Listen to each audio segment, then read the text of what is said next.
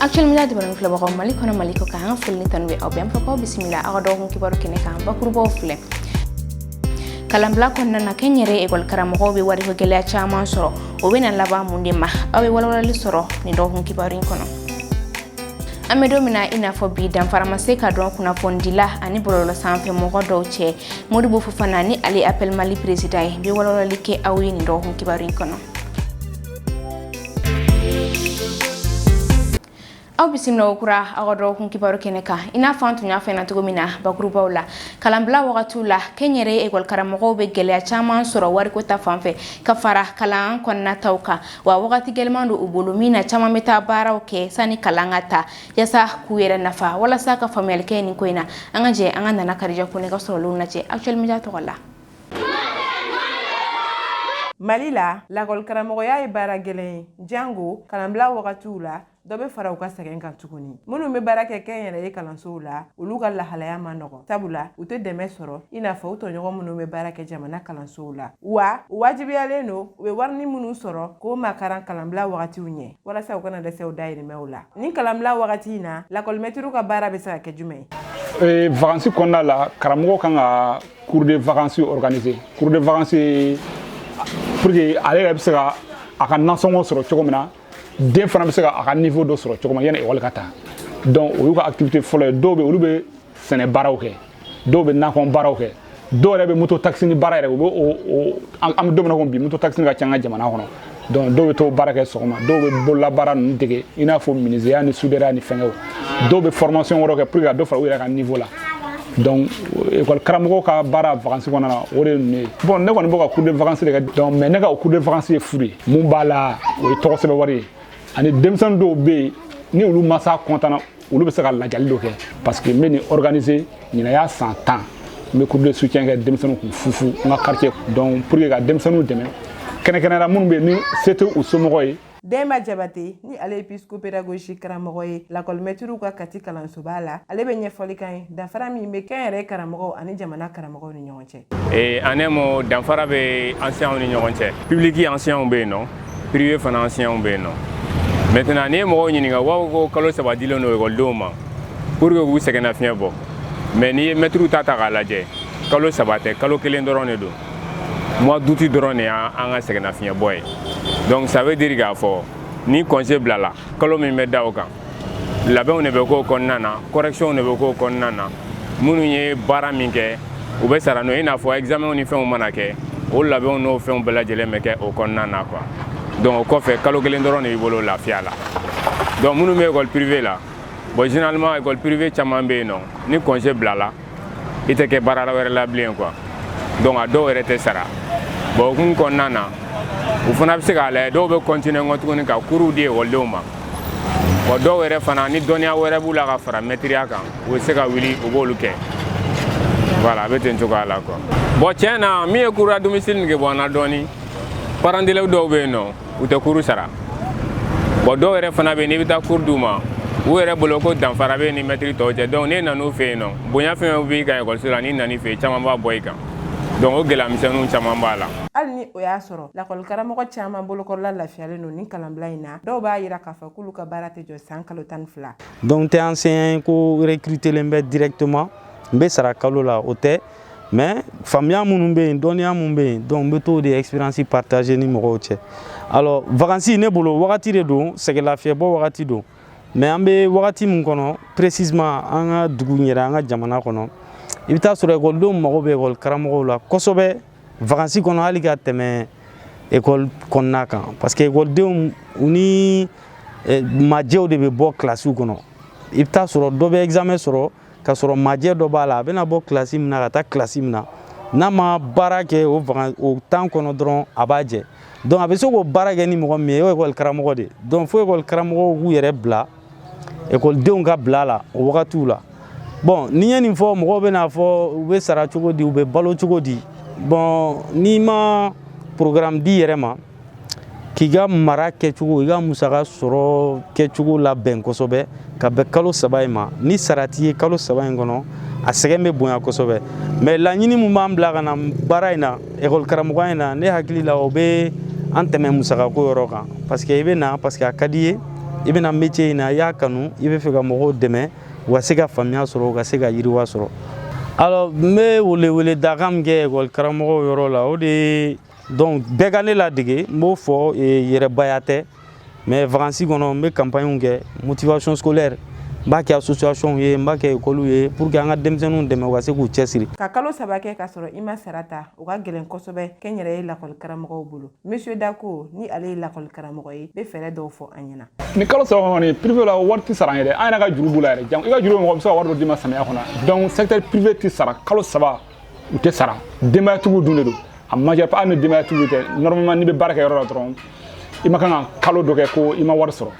parce que Bamako fɛn bɛɛ gulonnen don wari la. Solution mun b'o la o ye an ka jamana marabolo mɔgɔw olu ka privé lajɛ ka privé organiser privé kana baara kɛ u yɛrɛ ma et puis normalement maître fɛn bɛ secteur privé u k'u tɔgɔ sɛbɛn INPS la u kan ka don INPS la en même temps san kalo 12 u ka sara public bɛ sara parce que public maître bɛ kalan mun kɛ privé maître b'o kalan de kɛ n'i yɛrɛ y'a jateminɛ Mali yɛrɛ kɔnɔ DEF première nationale ani bac première a bɛɛ bɔra privé la public tɛ o donc privé maître kan ka traiter au même pied d'égalité que minnu bɛ public fana la parce que bɛɛ bɛ ka Mali kalan de kɛ denmisɛnninw kun a bɛɛ ye maliyɛn denw de a bɛɛ ye Mali baarakɛla kelenw ye donc o kɔni fɛ ne bɛ fɛ jamana ɲɛmɔgɔw u k'u ɲɛsin secteur privé u kana secteur privé kɛ bolo kɔfɛ fɛn ye. Kalanbila ye wagati kɛrɛnkɛrɛnnen ye walasa lakɔlidenw ani lakɔli karamɔgɔw k'u yɛrɛ lafiya sabula o wagati la sanfɛ kalansow fo ka taa se kalanso misɛnninw ma olu bɛɛ lajɛlen ka kalanw bɛ jɔ o min ye wagati ye min ka gɛlɛn kɛnyɛrɛye lakɔli karamɔgɔw bolo kosɛbɛ wa o ye waleya mun kan ka jateminɛ kosɛbɛ sabula jamana taa ɲɛ sirilen don kalan na.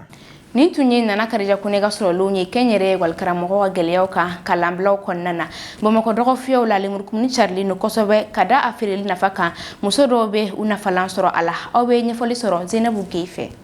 Lemurukumuni kɛlen don yiriden ye min carilen don kosɛbɛ ni wagati in na wa yiriden don min bɛ sɔrɔ kosɛbɛ Mali kɔnɔ k'i daminɛ juin kalo fo ka taa bila octobre kalo la ni wagati ninnu kɔfɛ an bɛ lemurukumuni suguya wɛrɛ ye sugu kɔnɔ ni dafaraba bɛ u sɔngɔ ni wagati kɔfɔlen ninnu ta cɛ. Bɔ wagati b'a la bɔ wagati ye samiya ni tilema fɛ lemurukumuni bɛ sɔn mais samiya na sɔnni t'a la Ala ka ji bɛ na bɛɛ bɛ den wa bɛɛ bɛ kunbaya bon n'o banna sisan n'a nana kɛ sɔnni ye nakɔtigi bɛɛ tɛ sɔnni kɛ a bɛ gɛlɛya o wagati lemurukumuni a sugu ka suma sisan dɔɔni parce que ni Abidjan bɔra an bɛ nakɔ lemurukumuni de feere maninkala ta an b'olu de feere ni Abidjan bɔra sisan an fana ka an ta olu bɛ sumaya parce que Abidjan da ka di ni an ta ninnu ye an kɔni b'o débrouiller la yan n sera fɔ k'a nafa ka bon parce que i bɛ sugu la sugu ye sutura ye an bɛ sugu la hali n'an ma fɛn sɔrɔ sutura b'anw kan dɔw bɛ se ka hinɛ an na sisan ka wari d'anw ma k'an dɛmɛ an ka baara kɛ an bɛ yiriwa o bɛɛ bɛ sɔrɔ sugu nin kɔnɔ yan n'i bɛ so mɔgɔ t'i hinɛ minɛ dɛ ni kɔni bɛ sugu la i bɛ dɔ sugu ye dɔ ɲini yɔrɔ de. Lemurukumuni sɔrɔ cogo ka ca an ka sugu kɔnɔnaw la a feerekɛlaw bɛ ɲɛfɔli k'an ye. A ka ca nin wagati nin na o tuma bɛɛ donnen b'a feere la parce que a bɛ yɛlɛ wagati la hali n'a kɛra wagati an b'a ta an b'a feere sugu nin na an b'an dahirimɛ sɔrɔ an b'a ta sugu la client b'a bɔ maninkala fana u bɛ n'a d'an ma sisan komi a binnen don sisan an b'a ta 1500 2000 n'i y'a feere kuma la i bɛ 500 sɔrɔ kuma la i bɛ 600 sɔrɔ n'o kuma la fana i bɛ 400 yɛrɛ sɔrɔ. Lemurukumuni b'a ta 3 tan 4 tan 5 tan b'a la hali 20 b'a la na se kɛ 1000 feere dɔ o tila 800 yɛrɛ. Mamu Kone n'ale ye lemurukumuni feerebaga ye Sebenikɔrɔ sugu la bɛɛ ɲɛfɔli k'an ye u bɛ gɛlɛya min sɔrɔ a feereli la. Nafa de bɛ ka sɔrɔ a la n bɛ ka nafa de sɔrɔ dɔrɔmɛ kelen de fɛn de bɛ ka sɔrɔ a la i bɛ min bɔ a la tiɲɛni na o de ka ca ni ɲuman ye a ka gɛlɛn tuma dɔ la a bɛ nɔgɔya tuma dɔ la a bɛ gɛlɛya a yɛrɛ sarama yɛrɛ ka nɔgɔya yɛrɛ f'u b'an jala yɛrɛ ko dɔrɔmɛ kelen t'an bolo k'an ye sɛgɛnbagatɔ ye ɲinan yɛrɛ de an fagara ɲinan de ɲinan yɛrɛ mun bɛ an b'a fɔ alihamudulilayi wariko la dɔrɔmɛ kelen t'an ko a bɔrɔ kɔni ba de fana de don tuguni kɔ. Sannikɛla dɔw ka fɔ la nafaba de bɛ lemurukumuni na o de la u b'a san. Ne yɛrɛ b'a utiliser hali sisan lemurukumuni bɛ ne kun t'a la nafa bɛ lemurukumuni yɛrɛ la nafa b'a yiri la nafa b'a bulu la lemurukumuni yɛrɛ nafa a nafa yɛrɛ nafa b'a la yɛrɛ a bɛ kɔnɔnabana furakɛ wa a ka ɲi farikolo ma lemurukumuni i b'a kɛ fura la k'a tobi k'i ko n'a ye i b'a mun i fari la tɛ lemurukumuni nafa dɔn bɛɛ ka tugu lemurukumuni na lemurukumuni ye fura ɲumanba de ne yɛrɛ ne ka denmisɛnninw n b'a kɛ fura la k'a d'u ma a bɛ bana caman furakɛ lemurukumuni nafa tɛ dɔn k'a ban. I n'a fɔ yiriden caman na lemurukumuni fana n'a nafa don dumunifɛnw na hali n'a y'a sɔrɔ a sɔngɔw tɛ kelen ye sugu kɔnɔnaw la lemurukumuni kɛlen don ɲinifɛn ye mɔgɔw bolo ni wagati in na. Ani kalata tɔ man jan n'o bɛ kɛ novembre kalo tile 5 États-Unis kaw fɛ yen nɔ maa 2 de bɛ nin ɲɔgɔndan in na ni o ye Kamala Harris ye ni ale bɛɛ kulu ɲɛmaa ye n'o bɛ wele nanzarakan na présidente des démocrates ani Donald Trump ni ale ye Amérique président kɔrɔ ye aw bɛ walawalali sɔrɔ Abdoulaye Maiga fɛ. Novembre kalo nata kalafiliw bɛna labɛn Amérique jamana kan min bɛna kɛ jamanadenw ma sababu ye u ka jamana ɲɛmaa kura sugandi. Maa wɔɔrɔ min ye kan bɔ nin kalafili nataw la minnu dɔnnen don kosɛbɛ ni maaw ɲɛ b'u la o de ye Kamala Harris ani Donald Trump. Kabini juillet kalo tile 21 tɛmɛnen Joe Biden y'i sen bɔ fanga ɲini na kalafili nataw la ni k'a ka parti ɲɛmaaya ta k'a di Kamala Harris ma. Kamala Harris n'ale démocratie maaw ka cɛbɔ ye sugandili bɛna kɛ ale ni Donald Trump de ni ɲɔgɔn cɛ ale mun kun delila ka kɛ Amérique jamana ɲɛmaa ye k'a ta janvier kalo tile 20 san 2017 ka taa bila janvier kalo tile 20 san 2021. Araba tɛmɛnen a kɛlen ka kɛ parti démocratie vice président ye Tim Walz ale y'a yira ko n'u ye jamana ɲɛmaaya sɔrɔ ko Amérique jamana la ko kɔngɔ tɛ denmisɛnnin si minɛ wa ko maa si tɛ dankari maa ka hakɛ la o kɔfɛ ko maa si tɛna fɔ fana k'i ma jɔyɔrɔ sɔrɔ. A ko n'u ye jamana ɲɛmaaya sɔrɔ k'u bɛna dɔ bɔ furaw sɔngɔw la. Tim Walz n'a ka mɔgɔw kɔfɛ Donald Trump fana y'a yira ko n'a ye jamana ɲɛmɔgɔya sɔrɔ nin kalafili ninnu na k'a bɛna to dɔ ka fara kuran sɔrɔta kan min bɛ kɛ sababu ye maaw bɛ wari min bɔ k'a don kuran na o bɛ se ka dɔgɔya cogo min na. A ko tuguni k'a bɛna fɛɛrɛw kɛ walasa ka bɛnkan sɛbɛn dɔ sɔrɔ ale ni pharmacie cakɛdaw ni ɲɔgɔn cɛ walasa furaw sɔngɔ bɛ se ka nɔgɔya cogo min na jamanadenw ma. O kɔfɛ ko n'a kɛra jamana ɲɛmɔgɔ ye k'a bɛ dɔ fara maaw ka sara kan walasa denbayaw bɛ se ka ko dɔ k'u yɛrɛ ye cogo min na k'a sɔrɔ jamana ɲɛmɔgɔw ka dɛmɛ tɛ. Donald Trump y'a yira tuguni ko n'a ye jamana ɲɛmɔgɔya sɔrɔ k'a bɛna kiritomonɛ ko dɔ bila sen kan min bɛ kɛ sababu ye ka jamana ka sɔrɔ yiriwa. Ka kɛ ni New York Times ka ɲininkali dɔw jaabiw bɔli ye a yirala o kɔnɔna na ko mɔgɔ 100 o 100 49 y'a yira k'u bɛ Kamala Harris fɛ nka maa 100 o 100 47 de y'a yira k'u bɛ Donald Trump fɛ. Nka ni maa 2 ni ɲɔgɔn cɛ jɔn bɛna jamana ɲɛmɔgɔya sɔrɔ États-Unis jamana kan o bɛna dɔn kalafili ninnu de sen fɛ. Nka hakilijigi bɛ kɛ k'a fɔ ni Kamala Harris ye sebaaya sɔrɔ a bɛ k'a siɲɛ fɔlɔ ye États-Unis jamana kan muso ka jamana in mara. An bɛ don min na i n'a fɔ bi maa caman bɛ k'i yɛrɛ kɛ kunnafonidila ye kama sɔrɔ u n'a cɛ ka jan kosɛbɛ wa baara caman sangalen don a ma nin wagati in na hali bɔlɔlɔsiraw kan Modibo Fofana ni ale ye Appel Mali président ye bɛ walawalali kɛ aw ye Maimuna Dawu ka kuma bara la an ka jɛ an ka ale ka sɔrɔlaw lajɛ. Kunnafonidila ye professionnel dɔ de ye mun bɛ baara kɛ ni kunnafonidi so kɔnɔ fɔlɔ i n'a fɔ i bɛ baara kɛ télévision na i bɛ baara kɛ radio so la u ka baara ye ka kunnafoni ka taa ɲini mais n'u y'a ɲini u b'a sɛgɛsɛgɛ wa n'u y'a sɛgɛsɛgɛ u b'a diffuser bon a diffuseli yɛrɛ n'o y'a sɔrɔ a bɛ jama nafa mais n'a tɛ jama nafa k'u k'a to yen o de ye journaliste ka baara yɛrɛ ye bɛɛ b'a yɛrɛ la bon journaliste ka baara ni baara caman confondant sisan mais ne bɛ se ka fɔra yɔrɔ dɔ la fɛnɛ komi an ka baara in fɛnɛ a ma ka di quoi n'a fɔra ko journalisme a ka di mɔgɔw ni ye o de y'a to caman bɛ yan a ka d'u ye k'a f'u ye k'u ye kunnafonidila ye mais i dun k'a dɔn k'a fɔ ko kunnafonidi ye fɛn ye i tɛ se ka wuli sɔgɔmada fɛ k'i b'a kɛ et puis kunnafonidi ye fɛn ye an k'a fɔ mɔgɔw ɲɛna bi bi in na internet nanen ani réseaux sociaux kuma dira bɛɛ ma wa bɛɛ kɛra kumakɛla ye kuma dili bɛɛ ma o tɛ bɛɛ kɛ kunnafonidila mais u bɛ se ka kunnafoni di activistes yɛrɛ bɛ kunnafoni ɲuman yɛrɛ di influenceurs dɔw yɛrɛ bɛ kunnafoni ɲuman di mais kuma dɔ la kuma bɛ jɛngɛ u bolo parce que fɛn dɔw bɛ u t'a taabolo dɔn mais k'a fɔ k'i bɛ fɛ ka kɛ kunnafonidila yɛrɛ i n'a fɔ journaliste f'i ka taa kalan kɛ n'i ma taa kalan kɛ a ka gɛlɛn k'a fɔ k'i b'a ɲɛdɔn alors que kalan ye 2 de ye soit i bɛ bɔ école de journalisme na ne yɛrɛ bɛ cours di a yɔrɔ dɔw la licence bɛ k'i bolo 2nan i bɛ na n'i ka diplôme supérieur ye bac plus 4 ou bac plus 3 mais f'i ka taa dege stage kalan de kɛ organe dɔ kɔnɔna na i n'a fɔ actuel média bɛ cogo min na ORTM bɛ cogo min na journal papier dɔ bɛ cogo min na i bɛ taga san 1 dɔw ta bɛ taa san 2 la o la o b'a dɔn i ye journaliste kalan kɛ i bɛ se ka journaliste baara kɛ o fɛn 2 o de bɛ mɔgɔ kɛ journaliste bon minnu bɛ réseaux sociaux sanfɛ a caman bɛ yen u bɛ boli u ka besoin de nɔfɛ u bɛ boli u bɛ audience sɔrɔ cogo min na fɛn fɛn bɔ a kɔfɛ olu ka sira t'o la alors que kunnafonidila journaliste professionnel ale tɛ boli bezi nɔfɛ ale tɛ boli audience nɔfɛ ale bɛ mun ye a tɔgɔ c'est vrai an ye nin waati bɔlɔlɔ sira kan an y'a ye kunnafonidila mɔgɔ caman bɛ ka fɔ k'ale ye kunnafonidila ye à tel point que an y'a mɛn ko dɔw ko k'olu ye kunnafonidila journaliste chercheur ye d'abord journaliste chercheur tɛ investigateur de ye ni i bɛ fɛ k'a fɔ mɔgɔw ye k'i ye kunnafonidila ye mun bɛ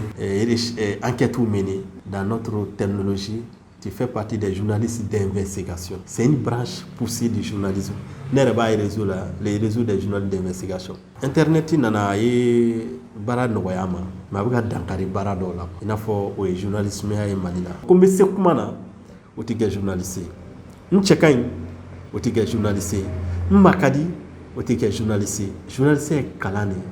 ye. Journaliste ye ka kunnafoni ɲini k'a dɔn. Journaliste fɛnɛ ye sariyaw de don minnu bɛ bonya.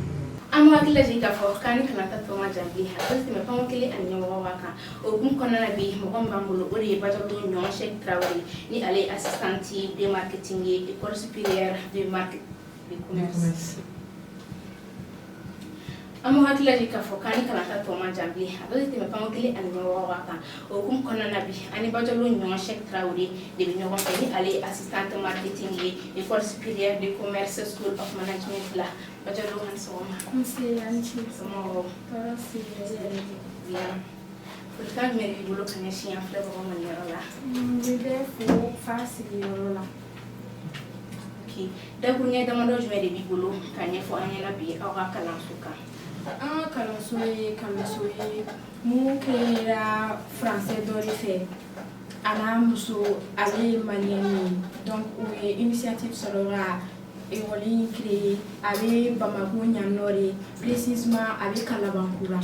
Donc, en kalanso ngoni ala ko donné nous na bara manqué ori avec mo formé mamun kan nga ge cadre boy mali kono tuni dona tawla ko do na mai sabula ni to na ko don kala na wato jamana betani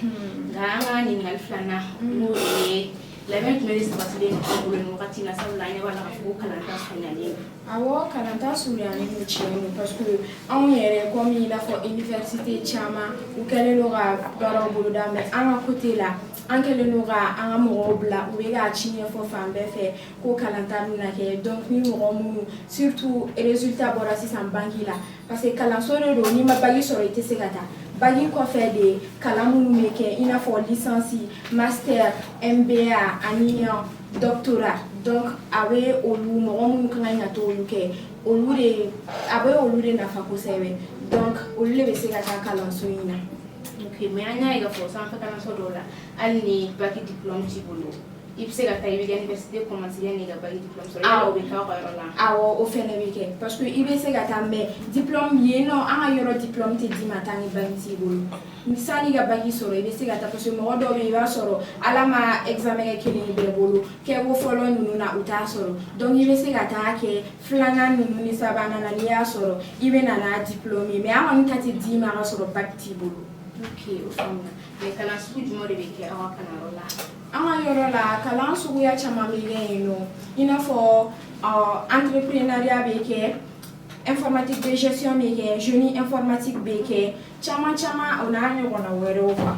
ok mais journalisme te ka journalisme be ke ima yogo chama na nyogo na wero chama bare be nyenda do dolo wera be fo ayi comme un journaliste ayi on fene be no on place be no munu fene be no ni olube ina fo ni entreprise créer munu kan ya fo ayaketa wala sa entreprise ka taranye oluga kala me no munu fene be no no ni ne ke entreprise me se ga tara yoro jan olu fene ga kala me mo chama ba ga kala me ni tagara woni imena ye itabe no ok batalo o famna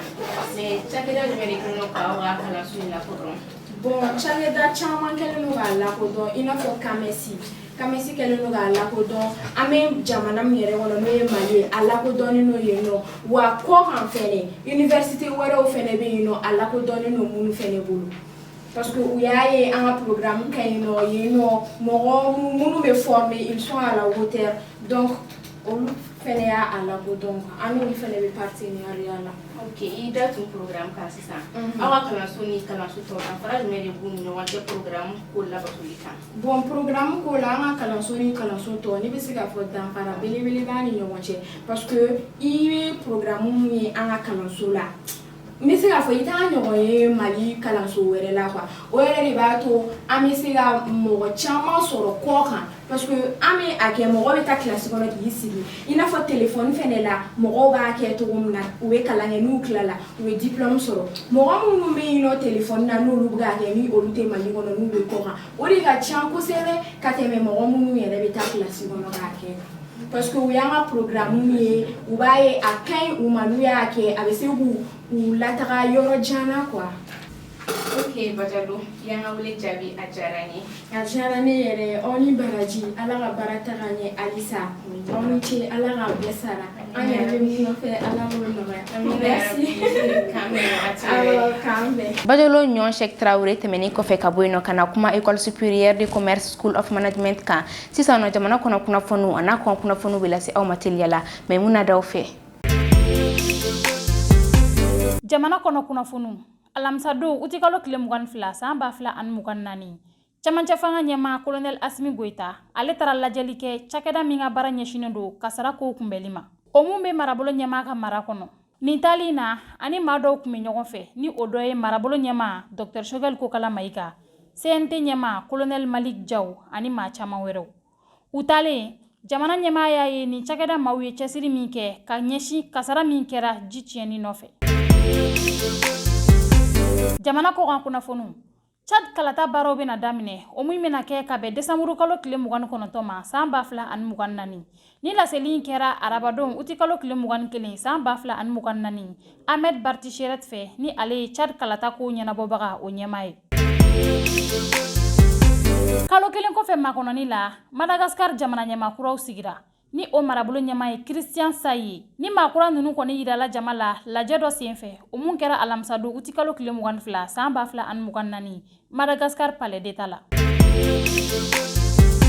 Bamaŋancima dɔw ye mugujugu ci polisi mobili dɔw la Pakistan camancɛ dugu dɔ la alamisa don uti kalo tile 22 san 2024 ni waleya in kɛra sababu ye ka finitigilaka maa 9 bɔnɛ u ni na. Actuellement de bran flabagaw ni be dan sigi aw ni ndon ko kibar la aw ni ce aw nyama dalla am fa ko kamé ci wati wéré. Parce que nous croyons au grand potentiel humain, parce que nous incarnons la performance, parce que l'autonomisation et le perfectionnement de l'édite constituent notre objectif. Rejoignez-nous, Université Bazo, la performance par excellence.